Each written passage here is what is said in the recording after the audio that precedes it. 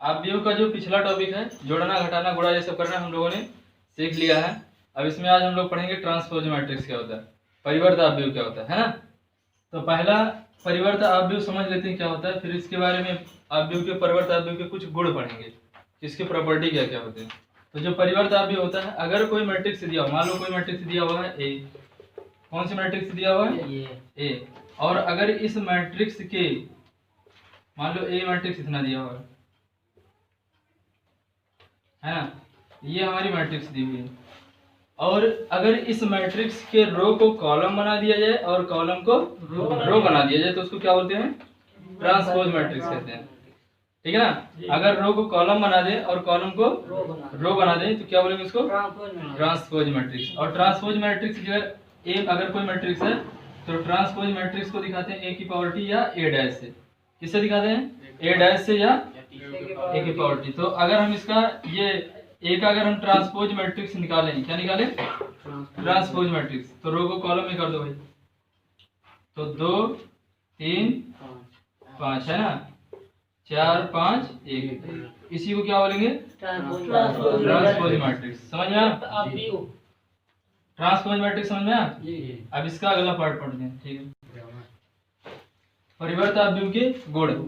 परिवर्त आव्यूह समझ गए, पंक्ति को रो में, रो को नहीं, रो को कॉलम में और कॉलम को रो में कन्वर्ट कर देना है ना, तो क्या बनेगा, ट्रांसपोज मैट्रिक्स बनेगा। अब हमें क्या करना है, परिवर्त आव्यूह के कुछ गुण पढ़ने हैं। वो गुण क्या होते हैं देखिए, अगर मान लो ए कोई क्या है, मैट्रिक्स है, माना ए कोई मैट्रिक्स है और उस मैट्रिक्स का हमने क्या कर दिया, परिवर्त आव्यूह निकाल दिया। क्या निकाल दिया, परिवर्त आव्यूह निकाला, और जो परिवर्त आव्यूह निकाला उसका फिर से एक बार ट्रांसपोज मैट्रिक्स निकाल दिया, तो वो पहले मैट्रिक्स के बराबर हो जाएगा। जैसे अभी मान लो अपने पास एक मैट्रिक्स है ऐसे 5 2 3 4 है ना, और इसका जब हम ए डैश निकालेंगे तो क्या हो जाएगा, 5 2 3 4 है ना। इसका ट्रांसपोज मैट्रिक्स कितना हो जाएगा भाई, ट्रांसपोज का मतलब 5 2, जो ये रो है उसको किसमें चेंज करना है, कॉलम में। 3 4 जो रो है उसको किसमें कर देंगे, अब ये ए का क्या हो गया, परिवर्त आव्यूह। अब एक बार इसका परिवर्त आव्यूह निकाले, फिर से एक बार ट्रांसपोज निकाल दें। क्या निकाल दें, फिर से ट्रांसपोज निकाल दें, तो कितना हो जाएगा, 5 3 2 4। तो देखो ये पहले वाले के बराबर आ गया कि नहीं आ गया। तो इसका मतलब जो ए होता है, अगर उसका 2 बार ट्रांसपोज ले लें तो पहले वाले क्या हो जाएगा, ए के बराबर हो जाएगा। कोई दिक्कत, तो पहली प्रॉपर्टी समझ में आ गई। अच्छा, अब दूसरा गुण देखो इसका क्या होता है, परिवर्त आव्यूह के दूसरे गुण देखिए आप क्या होता है। यदि ए और बी दो समान क्रम के आव्यूह हो, समान क्रम का मतलब दोनों का ऑर्डर क्या हो, समान हो। जैसे अगर एक मैट्रिक्स में ले लूं 5 3 2 2 5 6 3 है ना, ये है 2 क्रॉस 2 की मैट्रिक्स, और इसी क्रम का दूसरा ले लूं मैं 9 5 4 3, ये भी किस, दोनों का जो क्रम है वो क्या है भाई, जिस ऑर्डर की मैट्रिक्स ये है उसी ऑर्डर की मैट्रिक्स ये है। अगर दोनों मैट्रिक्स, मान लो ये ए वाली मैट्रिक्स है और ये कौन सी मैट्रिक्स है, बी मैट्रिक्स है, अपने पास ये जो दोनों मैट्रिक्सेस हैं इनका जो ऑर्डर है वो क्या है, समान है। अगर दो मैट्रिक्सों का ऑर्डर समान है और इस मैट्रिक्स को हम इन दोनों मैट्रिक्स को पहले क्या कर दें, ऐड कर दें। क्या करें, इन दोनों मैट्रिक्स को ऐड कर दें, तो कुछ हमारा आएगा कि नहीं आएगा, ठीक है। और जो आए उसका क्या ले लेना है, जो आए उस पूरे का क्या लेना है, ट्रांसपोज लेना है। क्या लेना है, ट्रांसपोज। पहले इन दोनों मैट्रिक्स को जोड़ लेंगे, लेकिन कब, जब कर्म क्या हो, समान हो, ऑर्डर समान हो, दोनों को जोड़ लीजिए, और जोड़ने के बाद क्या करें, ट्रांसपोज ले लें। एक ही कंडीशन बनी।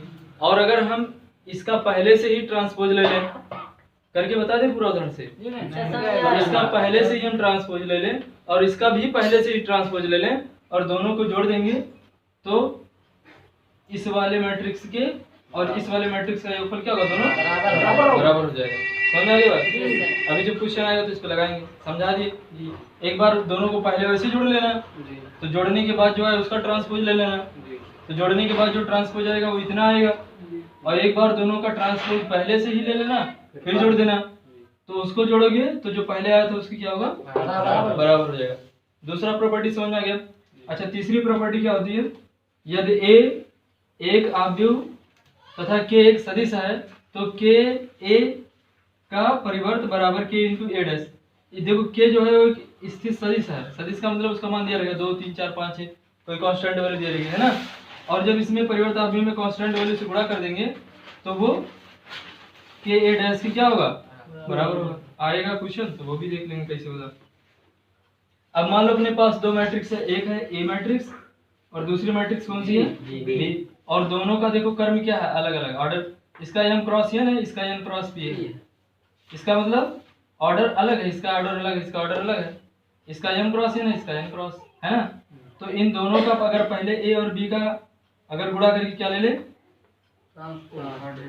क्या ले लें, एक कंडीशन देखो इधर, इसका जो रो है वो इसके पंक्ति की क्या है, बराबर। इसका रो इसके पंक्ति के बराबर है, लेकिन इसकी रो जो है इसके स्तंभ के बराबर नहीं है। यानी ए वाले मैट्रिक्स का जो रो है, ए का रो बराबर नहीं किसके, बी के कॉलम के। यानी इसका रो बराबर नहीं है बी के कॉलम के, लेकिन ए का जो कॉलम है वो बी के रो के बराबर है, बी के रो के बराबर है। समझ गए कि नहीं समझ नहीं, तो जरूरी नहीं कुल समझ में करो ना ही समझ चाहिए, है ना।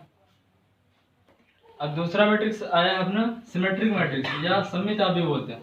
सममित का मतलब जानते हैं, सममित का मतलब जैसे मैं ऐसे हूँ और मेरे या इधर से देखिए, जैसे बीचों बीच से अगर मेरे आप इधर देखेंगे तो जिस तरीके का मेरा इधर वाला पोर्शन दिखाई देगा उसी तरीके से इधर दिखाई देगा। जैसे एक कलम है ना, ये पेन, इसको आप बीचों बीच से फाड़ दो ऐसे, तो जैसे इधर दिखाई दे वैसे इधर दिखाई दे, उसी क्या बोलते हैं, सिमेट्रिक बोलते हैं। सिमेट्रिक का मतलब दोनों तरफ सेम दिखाई दे, समझ गए ना, समझ में कि नहीं है। जैसे एक मान लो लिख दिया है आपका, ऐसे बना दिया, एक ये कोई टी सेक्शन है,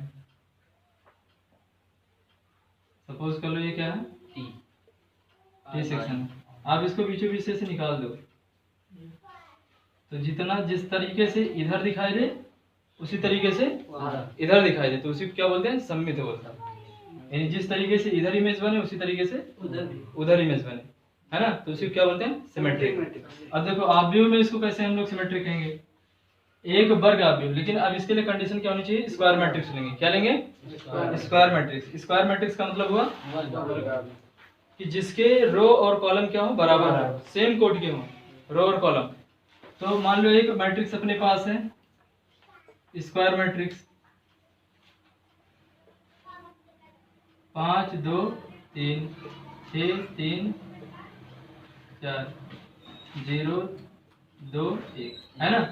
ये कैसी आप भी बताओ, वर्ग आप भी भैया, जितना स्क्वायर मैट्रिक्स रो उतने कॉलम। अब इसका अगर हम ट्रांसपोज मैट्रिक्स ले लें, क्या ले लें, ट्रांसपोज मैट्रिक्स ले लें, क्या ले लें, ट्रांसपोज मैट्रिक्स ले लें। तो ट्रांसपोज मैट्रिक्स अगर हम लेंगे तो क्या हो जाएगा, 5 2 3 6 4, है ना। तो कहने का मतलब जिस तरीके से ये रहे उसी तरीके से ये बने, जिसका मतलब जो ए है वो किसके बराबर हो जाए, ए डैश के, उसको सिमेट्रिक मैट्रिक्स कहेंगे। लेकिन ये दोनों सिमेट्रिक कहाँ है भाई, जिस तरीके से दिख रहा है उस तरीके से कहाँ दिख रहा है, नहीं दिख रहा है, ये सिमेट्रिक नहीं है। ये मैं केवल अपनी तरफ से मान के बताया हूँ। अब एक सिमेट्रिक मैट्रिक्स का मैं उदाहरण लेके बताता हूँ आपको, ठीक है ना। एक सिमेट्रिक मैट्रिक्स का मैं एग्जाम्पल लिख दे रहा हूँ, वो ये लिख दे रहा हूँ, ध्यान समझिए। स्क्वायर मैट्रिक्स लेते हैं, जैसे लिख दिया ए बराबर 2 1 -5 1 3 0 -5 और 0 -4, है ना। अब इसका क्या निकालिए आप, ट्रांसपोज मैट्रिक्स निकालिए। क्या निकालिए, तो ट्रांसपोज मैट्रिक्स कैसे निकालते हैं, ये 2 1 -5, फिर क्या हो जाएगा 1 3 -5 0 -4। अब देखो जो ट्रांसपोज मैट्रिक्स है वो पहले वाली मैट्रिक्स की तरह दिख रही है कि नहीं दिख रही है ना। तो जैसा पहले वाली मैट्रिक्स रहे उसी तरीके से उसका ट्रांसपोज मैट्रिक्स भी अगर दिखाई देता है तो उसको हम क्या बोलते हैं, सममित। जैसे इधर है वैसे इधर सेम दिख रहा है ना, तो इसको क्या बोलेंगे? Symmetric matrix. अब पढ़ते हैं दूसरा मैट्रिक्स है ना। अब अगला अपना जो है तीसरी मैट्रिक्स हम लोग पढ़ेंगे विषम सममिताभ्य। इसको बोलते हैं स्क्यू सिमेट्रिक मैट्रिक्स। क्या बोलते हैं? Skew symmetric matrix. अब देखो अगर कोई देखो आप जो निकालोगे सममिताभ्य स्क्वायर मैट्रिक्स के लिए निकालोगे, विषम सममिताभ्य निकालोगे स्क्वायर मैट्रिक्स। स्क्वायर मैट्रिक्स बताया मैंने क्या होता है? जिसमें रो और कॉलम बराबर।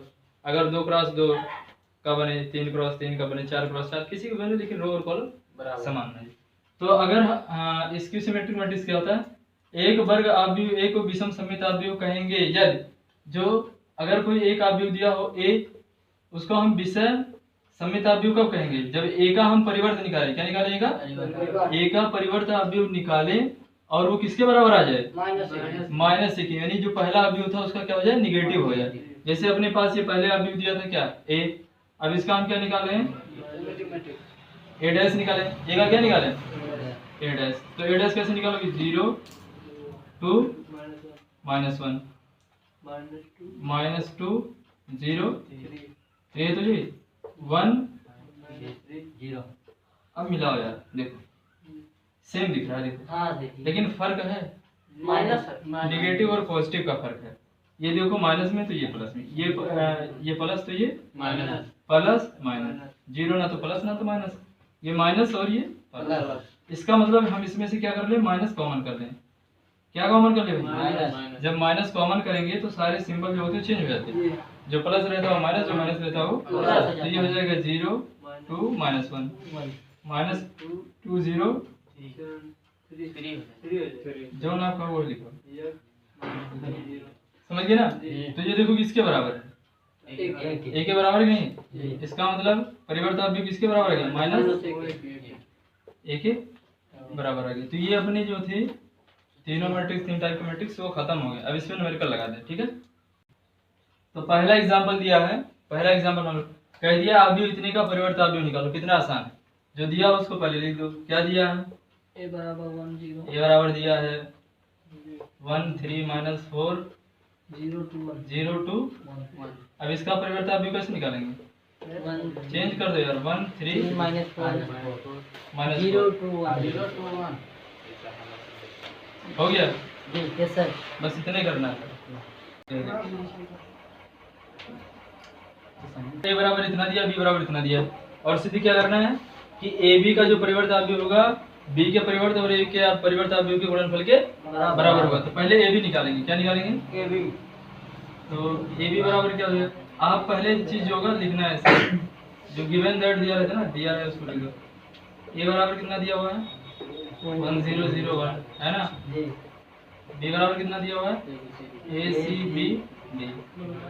तो अब पहले क्या निकालना है? ए बी निकालना है। तो ए बी कैसे निकालो? दोनों गुणा कर दो तो हो जाएगा 1 0 0 1। इसका कितना आ जाएगा? ए सी बी डी। अब करो भैया फटाफट इसका।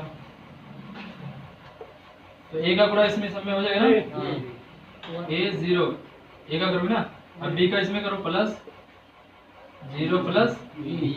अब सी का करो एक में, सी 0 प्लस 0 प्लस बी। हो गया सबका गुणा? ये कोई बचा है? कितना हो गया? ए बी बराबर कितना निकल गया? A B C D. ये तो है जी हाँ। अब इसका ट्रांसपोज मैट्रिक्स निकाल रहे हैं, यहाँ निकाल रहे हैं।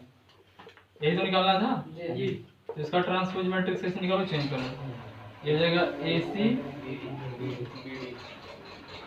बी डी है ना। ट्रांसपोज मैट्रिक्स निकल गया। अब क्या निकालना है? B dash A dash. तो पहले बी डैश निकालना है। अब क्या निकालेंगे?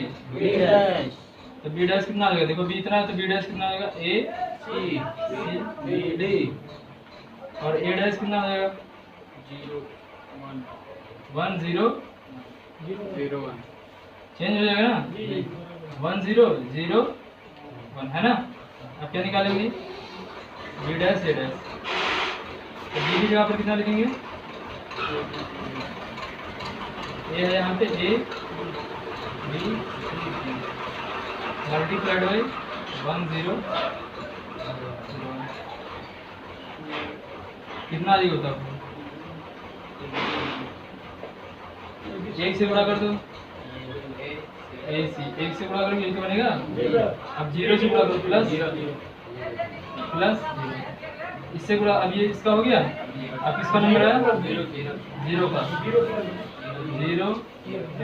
अब 1 का गुणा कर दो किसमें? बी और इसी में तो होगा। गुणा तो सब लोग कर सकते हो ना। अभी हो जाएगा कितना? ए सी बी डी। देखो आ रहा है नहीं यार? ए बी डैश लिखा है तो लिखेंगे अतः